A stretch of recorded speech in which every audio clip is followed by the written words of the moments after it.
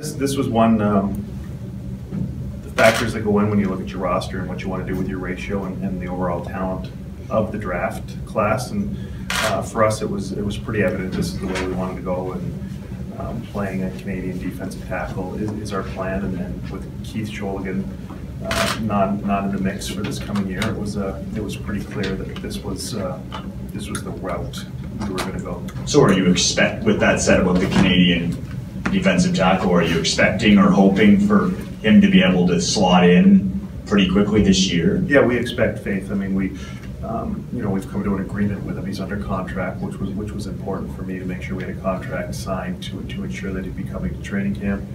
And yeah, Jake Thomas and Faith, we anticipate being able to play for us. What about the Jeff Gray selection? You talked on Friday about weighing the risk of doing something like that. Was it just a case that you thought it was worth the risk? Yeah, we were. Again, our roster is in a position where, when you start looking at the salaries of the first-round draft picks, and truth be told, there wasn't a whole lot of guys. I mean, we like the offensive line, but that we were going to have to pay that type of salary to come in and probably develop for a year or two.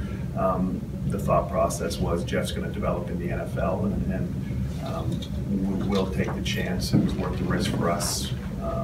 We saw us trade down a little bit. We tried, we targeted Jeff was the guy we wanted to take with our second pick in the draft.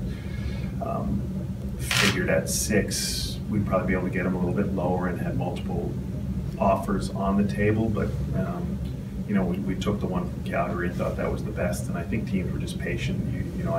I said I predict everyone's going to look at that top 20. It's going to be different, and I think everybody tonight's going to feel that they hit home runs on their top 2 or 3 draft picks, just the way they're ranked on their boards.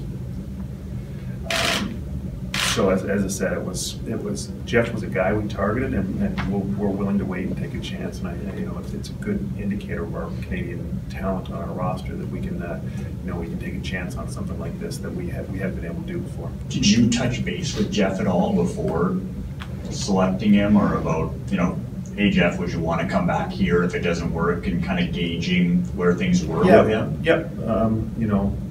Being here, we were able to sit down with him before he went to minicamp and had that type of discussion with him. And just last one from me, is it Conte, the DB who you took in the 3rd round? Another interesting one being that it looks like, from what we've been able to gather, he's a Winnipeg kid originally as well. Interesting story. He's one that kind of his momentum was building throughout. He went to high school here, ended up somewhere in North Dakota's junior college, and ended up never played football before.